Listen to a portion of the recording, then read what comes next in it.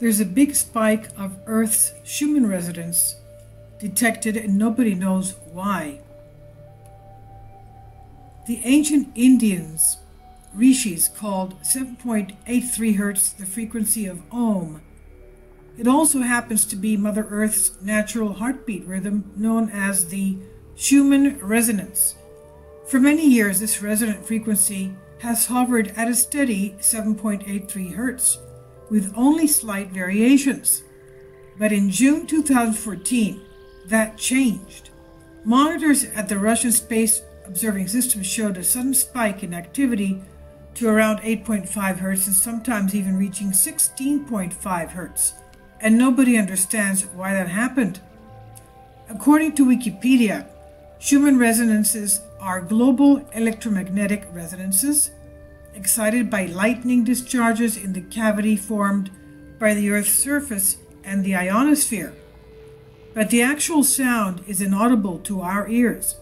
For many years, this resonance frequency has hovered at a steady 7.83 Hz with only a slight variation, and in June 2014 it changed. Some days the resonance accelerated as fast as 16.5 Hz.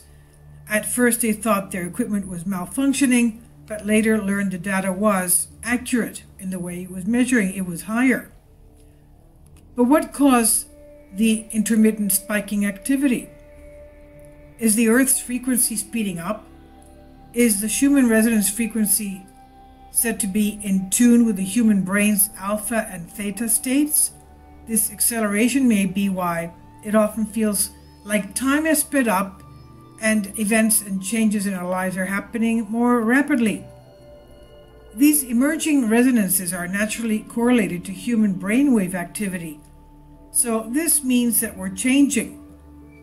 A 7.83 Hz frequency is an alpha theta state, relaxed yet dreamy, sort of a natural idling state waiting for something to happen. An 8.5 to 16.5 Hz frequency moves one out of that theta range into a more full, calmer alpha state with faster, more alert beta frequencies starting to appear. This correlates with slowly waking up cognitively. The neurofeedback 12 to 15 Hz is called sensory motor rhythm frequency, SMR. It's an ideal state of awakening calm. Our thought processes are clearer and more focused, and we are still in the flow or in the know. In other words, Mother Earth is shifting her vibrational frequency, and perhaps so are we. This may be one of the many signs that we are awakening, as many people say. Scientists report that the Earth's magnetic field, which can affect the Schumann resonance, has been slowly weakening for the past 2,000 years, and even more so in the last few years, and no one knows why.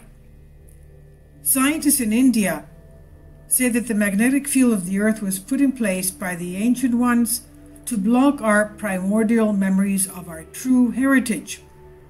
This was so that souls could learn from the experience of free will unhampered by memories of the past.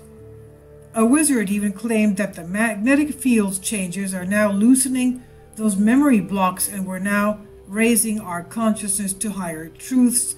The veil is lifting, the blinders are coming off, they say. But whatever is happening, it's clear that this acceleration may make you feel more tired, exhausted, dizzy, depressed, and even strange as you raise your own frequencies to be more in tune with the new Earth. Adaptation is not always an easy process, but keep in mind it's all part of your own unique awakening, they say. It's a very, very long topic to tell about. The veil, who is responsible for this and what and where the true reasons are. Solar system is a prison system thrown into artificially created third density with extremely low vibrations and dirty, dark energies, but very weak, but numerous aliens who crazily hated nature and wanted to overturn it by 180 degrees. They hated strong, proud, and majestic races who wanted to humiliate them in such a way as prisoning souls in artificially created space-time pits, where natural hierarchy is totally disrupted. Now, this system is collapsing, and good old order is returning due to high energies coming from space, they say. Well, okay, what can I tell you? This is really what Schumann resonances say they are. It's a set of spectrum peaks in the extremely low frequency portion of the Earth's electromagnetic field. Schumann resonances are global electromagnetic resonances generated and excited by lightning discharges in the cavity formed by the Earth's surface and the ionosphere. This global electromagnetic resonance phenomenon, named after Winfried Otto Schumann, who predicted it mathematically in 1952, Schumann resonances occur because the space between the surface of the Earth and the conductive ionosphere acts as a closed waveguide. The limited dimensions of the Earth cause this waveguide to act as a resonance cavity for electromagnetic waves in the ELF band. The cavity is naturally excited by electric currents in lightning. Schumann resonances are the principal background of the part of electromagnetic spectrum from 3 Hz through 60 Hz and appear as distinct peaks at extremely low frequencies, ELF, around 7.83 Hz. That's the fundamental. In the normal mode description of Hertz of the Schumann resonance, the fundamental mode is a standing wave in the Earth. Standing wave in the Earth ionosphere cavity with a wavelength equal to the circumference of the Earth. This lowest frequency and highest intensity mode of the Schumann resonance occurs at a frequency of approximately 7.83 Hz, but this frequency can vary slightly from a variety of factors such as solar-induced perturbations in the atmosphere, which compress the upper wall of the closed cavity. The higher resonance modes are spaced at approximately 6.5 Hz intervals, a characteristic attributed to the atmosphere's spherical geometry. The peaks exhibit a spectral width of approximately 20% on account of the damping of the respective modes in the dissipative cavity. Observation of Schumann resonance have been used to track global lightning activity. Owing to the connection between lightning activity and the Earth's climate, it has been suggested that they may also be used to monitor global temperature variations of water vapor in the upper troposphere. It's been speculated that extraterrestrial lightning on other planets may also be detected and studied by means of the Schumann resonance signatures of those planets. Schumann resonances have been used to study the lower ionosphere on Earth, and it's been suggested as one way to explore the lower ionosphere on celestial bodies. Effects on Schumann resonance have been reported following geomagnetic and ionospheric disturbances, and more recently, discrete Schumann resonance excitations have been linked to transient luminous events such as frights, elves, and jets and other upper atmospheric lightning. A new field of interest using Schumann resonance is related to short-term earthquake prediction. Interest in Schumann resonance was renewed in 1993 when E.R. Williams showed a correlation between the resonance frequency and tropical air temperature, suggesting the resonance could be used to monitor global warming.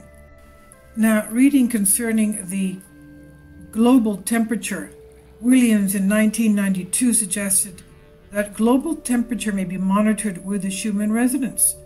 The link between Schumann resonance and temperature is lightning flash rate, which increases non-linearly with temperature. The non-linearity of the lightning to temperature relation provides a natural amplifier of the temperature change, making Schumann resonance a sensitive thermometer. Moreover, the ice particles that are believed to participate in the electrification process, which result in the light discharge, have an important role in the radiative feedback effects that influence the atmospheric temperature. Schumann resonances may therefore help us to understand these feedback effects. In a 2006 paper was published linking Schumann resonance to global surface temperatures, followed up with the 2009 study. I'll leave a link below for you for this on Wikipedia and Disclose TV.